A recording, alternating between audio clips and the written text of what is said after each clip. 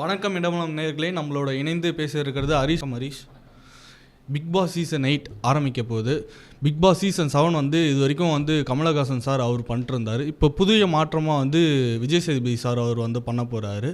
இப்போ வந்து விஜய் சேதுபதி சார் பார்த்தீங்கன்னா ஆல்ரெடி ஹோஸ்ட் பண்ணிருக்காரு சன் டிவியில். வந்து இப்போ வந்து பிக் பாஸ் பண்ண போகிறாரு. அந்த ஷோக்கும் இந்த ஷோக்கும் நிறைய டிஃப்ரெண்ட்லாம் இருக்குது. இப்போ இந்த ஷோவில் வந்து அவர் எப்படிலாம் பண்ணுவார், நல்லா ஹோஸ்ட் பண்ணுவாரா, இதை விமர்சனங்கள்லாம் வருமா? விஜய் சேதுபதி அவர்கள் சன் டிவியில் ஒரு குக் ஷோ பண்ணிகிட்டு இருந்தார். அதுக்கப்புறம் இப்போது விஜய் டிவியில் வந்து பிக் பாஸ் ஷோ பண்ணுறாரு. அப்படிங்கிறப்போ ரெண்டுமே டிஃப்ரெண்ட்டான ஷோஸ், பட் ரெண்டுமே ரியாலிட்டி ஷோஸ் தான். பிக் பாஸை பொறுத்தவரை பிக் பாஸில் வந்து யார் ஹோஸ்ட் பண்ணாலுமே வந்து அது விமர்சனத்துக்கு உள்ளாகிற ஒரு விஷயந்தான். கமல் சார் அவர்கள் பண்ணுற டைம்லேயும் சரி, சிம்பு பண்ணுற டைம்லேயும் சரி, ரமேக்ஷன் அவர்கள் பண்ணுற டைம்லேயும் சரி, இப்போது விஜய் சேதுபதி அவர்கள் பண்ணும்போதும் சரி விமர்சனங்கள் எழுந்துட்டு தான் இருக்கும். அது தவிர்க்க முடியாது. பட் இருந்தாலும் இந்த விமர்சனங்களை தாண்டி தான் வந்து அவங்க அந்த ஷோவை ரன் பண்ணி ஆகணும். வேறு வழி இல்லை அவங்களுக்கு. ஏன்னா இது ரியாலிட்டி ஷோங்கிறப்போ கண்டஸ்டன்ட் பண்ணுற தப்புக்கும் அந்த ஹாஸ்ட் வந்து பொறுப்பாகிற மாதிரி இருக்கும். ஸோ அப்போ கண்டஸ்டன்ட் என்ன தப்பு பண்ணாலும் அதுக்கும் ஹாஸ்ட்டை தான் விமர்சிப்பாங்க. அது சாட்டர்டே சண்டே இப்போ கமல் சார் வந்து ஒரு ரியாலிட்டி ஷோ ஹாஸ்ட் பண்ணும்போது சாட்டர்டே சண்டேயில் வந்துட்டு அவர் அந்த கண்டஸ்டன்ஸை சந்திப்பார். அப்போது கேள்வி கேட்கல அப்படின்னா, கண்டஸ்டன்ஸ் பண்ணுற தப்பெல்லாம் கேள்வி கேட்கலன்னா அது அதிகமான விமர்சனங்களை கொடுக்கும்.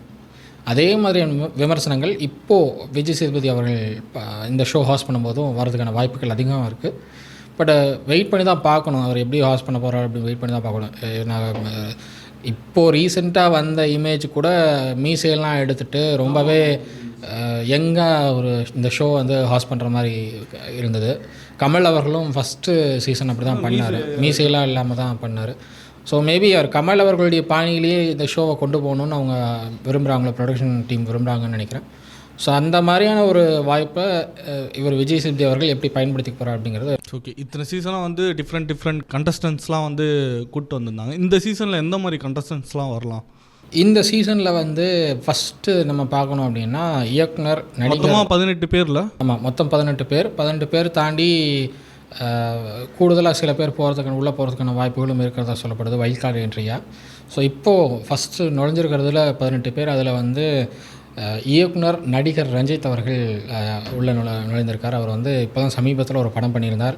ஆமாம், ராஜபாளையம். ஆமாம், அந்த படம் பண்ணியிருந்தார். அது ரொம்பவே விமர்சனத்துக்கு உள்ளான ஒரு படம். அதில் நிறைய டபுள் மீனிங் கருத்துக்கள்லாம் இருந்த ஒரு விஷயத்தை நம்ம பார்த்துருக்கோம். அண்ட் அவர் வந்து அரசியலையும் இருந்தார். அதிமுகவில் இருந்தார், அதுக்கப்புறம் பாமகவுக்கு போனார், அதுக்கப்புறம் ஓபிஎஸ் ஆதரவு நிலை எடுத்தார். அப்புறம் எனக்கு அரசியலே வேணாம், நான் அரசியலேருந்து விலகிறேன் அப்படின்னு சொல்லி ஒரு முடிவு பண்ணார்.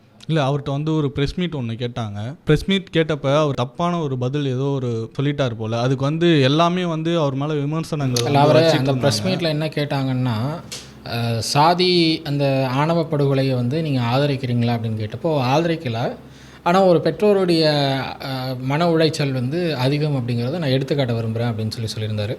அது ஒரு தப்பாக போற்று ஆகிடுச்சு மீடியாவில். பட் அவருடைய கருத்துக்கள் வந்து இன்னும் கொஞ்சம் தெளிவாக அவர் முன் வச்சிருக்கலாம். அந்த ப்ரெஸ் மீட்டில் அவர் வந்து ஆணவ படுகொலை ஆதரிக்கலை, அதே நேரம் அந்த சம்மந்தப்பட்ட கலப்பு திருமணம் செய்யும் அந்த பெண்ணுடைய வீட்டார் வந்து எந்த அளவுக்கு பாதிக்கப்படுவாங்க அப்படிங்கிறத இன்னும் கொஞ்சம் தெளிவாக அவர் பேசியிருந்தால் அந்த சர்ச்சை எழுந்திருக்காது அப்படின்னு நினைக்கிறேன் நான். ஓகே, அடுத்ததாக ரவி அப்படின்னு சொல்லிட்டு, அது ஃபேட்மேன் ரவி அப்படின்னு சொல்லி அவர் ஒரு ப்ரொடியூசர்.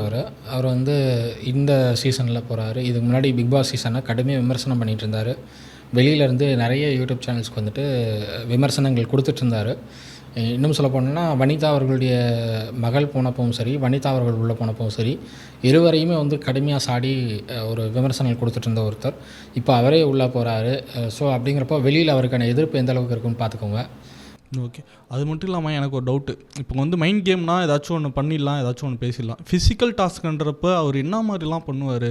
இல்லை, உங்களுக்கு ஃபிசிக்கல் டாஸ்க்குங்கிறது அவருடைய பாடி வெயிட்டையோ இல்லை அவருடைய ஃபிட்னஸை வச்சோ கிடையாது. இதுவும் ஒரு மைண்ட் கேம் தான். நீங்கள் வந்து ஒருத்தரை வந்து நீங்கள் உங்களுக்கு ஃபேவராக நடந்து வைக்கணும் அப்படின்னா அதுக்கான மைண்ட் கேம் ப்ளே பண்ணாலே அவங்க உங்களுக்கு ஃபேவராக பண்ணிக்குவாங்க. நீங்கள் பேசுகிறத வச்சு ஒருத்தரை வந்து உங்களுக்கு ஃபேவராக மாற்றிக்க முடியும். அப்படியான ஒரு மைண்ட் கேமை ப்ளே பண்ணக்கூடிய ஒரு ஆள் தான் இவர். ஸோ அதனால் வந்து இவரையும் குறைத்து மதிப்பிடக்கூடாது அப்படிங்கிறது தான் நான் சொல்லுவேன். அடுத்ததாக கானா ஜெஃப்ரி அவருடைய, அதாவது முன்னே நம்மளுக்கு கிடைச்ச தகவல் வந்து பால் டபா உள்ளே போகிறார் அப்படின்னு சொல்லி ஒரு தகவல் வந்துச்சு. பட் இப்போது கானா ஜெஃப்ரி கடைசி நேரத்தில் உள்ளே போயிருக்கார். இவரும் ஒரு கானா பாடகர், ஒரு நல்ல பாடகர். இன்னும் சொல்லப்போனால் வட சென்னை சம்மந்தப்பட்ட பல்வேறு கானா பாடல்களை வந்து இவர் பாடியிருக்காரு. அந்த சீசனில் ஒரு கானா உண்டு கண்டிப்பாக இருக்குது. யூஸ்வலாக வந்து பிக் பாஸ் சீசனில் ஒரு கானா ஆளுங்களை ஒருத்தர் உள்ளே இருப்பாங்க. சத்யா அவரும் வந்து உள்ளே போயிருக்கார். சத்யாவும் நம்ம வந்து பெரிய அளவில் எக்ஸ்பெக்ட் பண்ணாத ஒரு ஆளுன்னு சொல்லலாம். இவருடைய கேம் பிளேயும் எப்படி இருக்க போகுதுங்கிறத வெயிட் பண்ணி தான் பார்க்கணும். ஏன்னா ரொம்பவே பெரிய அளவில் வெளியே பேசப்படாத ஒருத்தராக இவர் இருக்கார். ஸோ இவரையும் நம்ம வெயிட் பண்ணி தான் பார்க்கணும். முத்துக்குமாரன் நான் முத்துக்குமாரன் அப்படின்னு சொல்லிட்டு ஒரு யூடியூப் சேனலும் ரன் பண்ணியிருக்காரு. அவருடைய இன்ஸ்டா வீடியோஸும் ரொம்ப வைரலாக போகக்கூடிய ஒரு சூழல் பார்த்தோம். இவருடைய கேம் பிளே எப்படி இருக்கும் அப்படிங்கிறது நம்மளுக்கு தெரியல. பட் மைண்ட் கேம்ஸ் ஆடுறதில் ரொம்ப தெளிவான ஒரு பார்வை கொண்ட ஒருத்தர் அப்படிங்கிறதுனால இவருடைய கேம் பிளே ரொம்ப டிஃப்ரெண்ட்டாக இருக்கும் அப்படின்னு நினைக்கிறேன். ஸோ அடுத்ததாக விஜய் விஷால் வந்து நம்ம வந்து நிறைய ஷோஸ் ஹாஸ்ட் பண்ணி பார்த்துருக்கோம். சீரியல்ஸ்லேயும் பண்ணிகிட்ருக்கார் அவர். ஸோ அவருடைய சீரியல் லைஃப்பை தாண்டி அவருடைய பர்சனல் லைஃப் எப்படி இருக்கும் அப்படிங்கிறது நம்மளுக்கு தெரியாது. ஸோ அதெல்லாம் அவருடைய பர்சனல் கேரக்டர் எப்படி இருக்கும்னு நம்மளுக்கு தெரியாது. அந்த பர்சனல் கேரக்டர்லாம் வந்து இந்த சீசனில் நம்ம பார்க்க போகிறோம் அப்படின்னு சொல்லலாம். தீபக் தினகர் அப்படின்னு சொல்லிட்டு அவரும் ஒரு ஆங்கராக இருந்தார். சன் டிவி விகடன் குழுமம் சார்பாக அந்த தென்றல் சீரியலில் நடிச்சிருந்தார், ஒரு ஹீரோவாக பண்ணியிருந்தார். அதுதான் அவர் வந்து ஒரு பீக் லெவலில் கொண்டு போய் விடுச்சுன்னு சொல்லலாம். ஸோ அவரும் இப்போ உள்ளே போகிறார். அவரும் தமிழும் தென்றலும் நினைக்கிறேன், தமிழையும் தென்றலும் சம்திங்னு நினைக்கிறேன். அது ஒரு சீரியல் பண்ணிகிட்டு இருந்தார் விஜய் டிவியில். ஸோ அதுக்கப்புறம் இப்போது உள்ளே போகிறாரு, பிக் பாஸ்க்குள்ளே போகிறாரு. வேறு யாராச்சும் இன்னும் விஜய் டிவிலேருந்து வராங்களா? இல்லை இருக்காங்க, ஜாக்லின் இருக்காங்க, பவித்ரா இருக்காங்க, நிறைய பேர். சௌந்தர்யா அவங்களும் வந்து விஜய் டிவி சம்மந்தப்பட்ட ஒருத்தர் தான். சுனிதா இருக்காங்க. கிட்டத்தட்ட அன்ஷிதாவும் விஜய் டிவி சம்மந்தப்பட்ட ஆளுங்க தான். தர்ஷா குப்தாவும் விஜய் டிவியிலேருந்து போன ஆளுங்க தான். தர்ஷிகாவும் இப்போ வந்து விஜய் டிவியில் சீரியல் பண்ணிகிட்ருக்காங்க. சொல்லிகிட்டே போகலாம், நிறையா இருக்குது. லிஸ்ட் வந்து 18 பேரில் வந்து ஒரு 10 பேராவது விஜய் டிவி ப்ராடக்ட் தான். அவங்க வந்து செல்ல பிள்ளைகளை மட்டும் தான் வெளில இருந்து எடுத்திருக்காங்க. ஆமாம்மா, அவங்க செல்ல பிள்ளைகளை வந்து உள்ளே கொடுக்க மாட்டாங்க, அதை விட்டு கொடுக்காம தான் போகிறாங்க. ஆனந்தி ஐயப்பன் அவங்க உள்ளே போகிறாங்க. ஒரு ஆர்ஜேவாக இருந்தாங்க, விஜேவாக பண்ணிகிட்ருக்காங்க. வைப்ளட் சேம்பிளட் அப்படின்னு சொல்லிட்டு யூடியூப் ஷோ ஒன்று பண்ணிகிட்ருக்காங்க. பழைய சினிமாஸ் எல்லாம், அதாவது ட்ரோல் பண்ண வேண்டிய சினிமாஸ் எல்லாம் எடுத்து ட்ரோல் பண்ணுறது அவங்க பண்ணிகிட்ருக்காங்க. சுனிதா அவங்க வந்து டான்ஸராக நம்ம பார்த்துருக்கோம். குக் வித் கோமாளி ஷோவில் கோமாளியாகவும் பார்த்துருக்கோம், ஒரு காம்பரராக பார்த்துருக்கோம். ஸோ இப்போது இதில் ஒரு கண்டஸ்டண்ட்டாக பார்க்க போகிறோம். ஸோ இவங்க இந்த ஷோவில் வந்து எப்படி பண்ண போகிறாங்க அப்படிங்கிறது வெயிட் பண்ணி பார்க்கணும். இது வரைக்கும் யாருமே வந்து அவங்களோட எப்படி இன்னொரு ஃபேஸ் இருக்குன்னு சொல்லிட்டு யாருமே பார்த்ததில்ல. ரொம்ப ரொம்ப மாறுமா? இல்லை ரொம்ப கலோக்கியலாக ரொம்ப எளிமையாக பழகக்கூடிய ஒரு கேரக்டர் இவங்களுக்கு. பட் அதை தாண்டி பர்சனலாக அவங்களுக்கு என்ன மாதிரியான ஒரு கேரக்டர் இருக்குது அப்படிங்கிறது நம்மளுக்கு தெரியல. அப்படிங்கிறப்போ நம்ம வந்து அந்த ஷோவில் இவங்க வந்து எப்படி பயன்படுத்த போகிறாங்க இவங்களை அப்படிங்கிறத வெயிட் பண்ணி தான் பார்க்கணும். ஏன்னா நீங்கள் அங்கே போயும் பாடுங்கன்னு சொன்னால் அங்கே தமிழை கொலை பண்ணுவாங்களா, இல்லை வந்து தமிழ் இன்னும் அழகாக கற்றுக்க போகிறாங்களா அப்படிங்கிறத வெயிட் பண்ணி பார்க்கணும். ஏன்னா தமிழ் பேசுகிறாங்க, தமிழ் வந்து நல்லாவே பேசுகிறாங்க தமிழ். பட் ஸ்டில் சில இடங்களில் வந்து அவங்களுக்கு அந்த திணறல்கள் இருக்க தான் செய்யுது. அதை வந்து அங்கே பிக் பாஸ் ஷோவில் இன்னுமே அழகாக தன்னை வந்து தமிழ் பேசுகிற மாதிரி மெருகேற்றிக்க போகிறாங்களா அப்படிங்கிறத வெயிட் பண்ணி தான் பார்க்கணும். அண்ட் அதே மாதிரி சௌந்தர்யா அவங்க வந்து நிறைய சீரியல்ஸ் பண்ணியிருக்காங்க. இப்போது கூட ஒரு ஷோ, ஒரு வெப் சீரிஸ் ஒன்று பண்ணிகிட்ருக்காங்க. ஸோ அதெல்லாம் தாண்டி இப்போ மறுபடியும் அவங்க வந்து விஜய் டிவி ஷோக்குள்ளே ஒரு கண்டஸ்டண்ட்டாக போகிறாங்க. அப்படிங்கிறப்போ அவங்களுடைய கேரக்டரும் வந்து ரொம்ப எளிமையான ஒரு கேரக்டர். இன்னும் சொல்ல போனோன்னா நல்லா பழகுவாங்க. யாரையும் வந்து இவங்க தான் இப்படி இருப்பாங்க, அவங்க தான் அப்படி இருப்பாங்க இல்லாமல் எல்லாருக்கிட்டையும் ஒரே மாதிரி சகஜமாக பழகக்கூடிய ஒரு ஆள் அப்படின்னு சொல்லலாம். பவித்ரா ஜனனி இவங்களும் ஒரு serial artist, Vijay TV product தான். விஜய் டிவியுடைய இன்னொரு செல்லப்பிள்ளை அப்படின்னு சொல்லலாம். இவங்களும் பிக் பாஸ் ஷோக்குள்ளே போயிருக்காங்க. இவங்களுடைய சீரியல்ஸ் நிறையா எல்லோரும் பார்த்து இவங்களுக்கு வந்து நிறைய ஃபேன்ஸ் இருக்காங்க.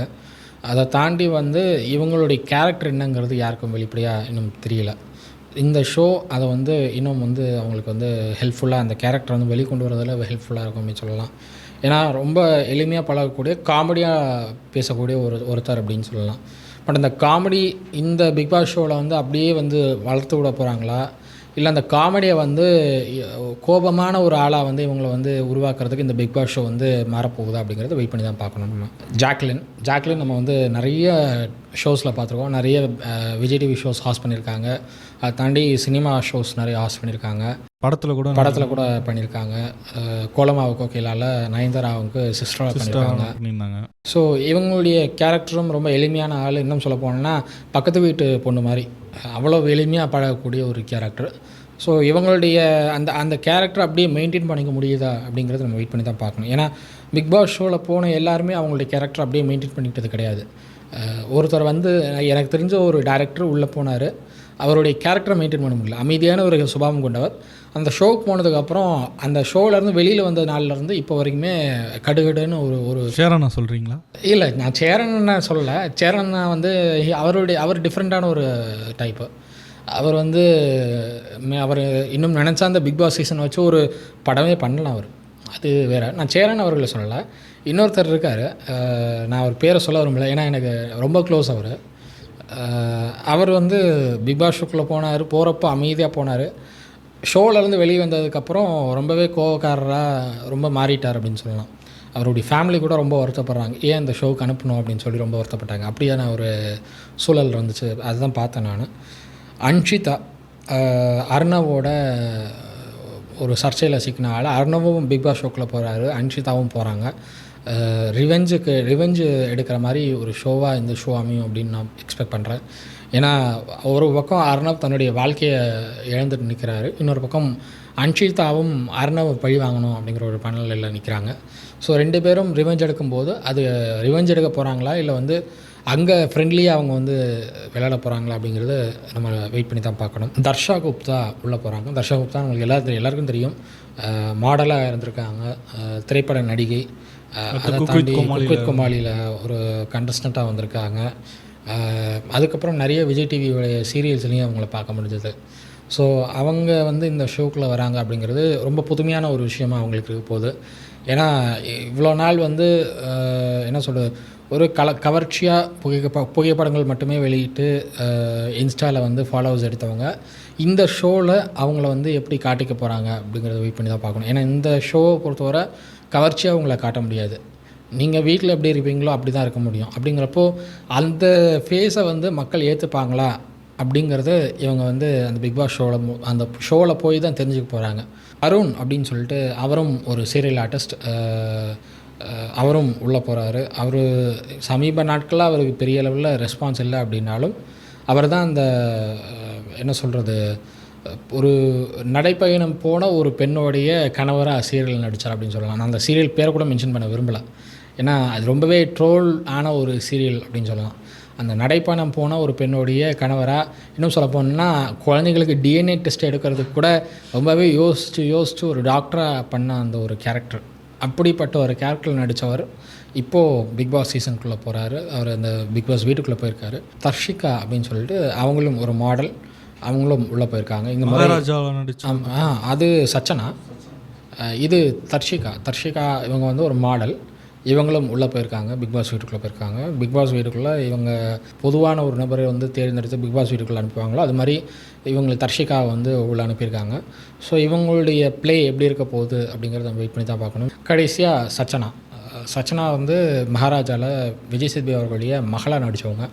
நேற்றுக்கு அந்த ஷூட்டிங் நடந்தப்போ அப்பா மகள் பாண்டை விஜய் சேதுபதி அவர்களும் சச்சனா அவர்களும் வெளிப்படுத்திக்கிட்டதா.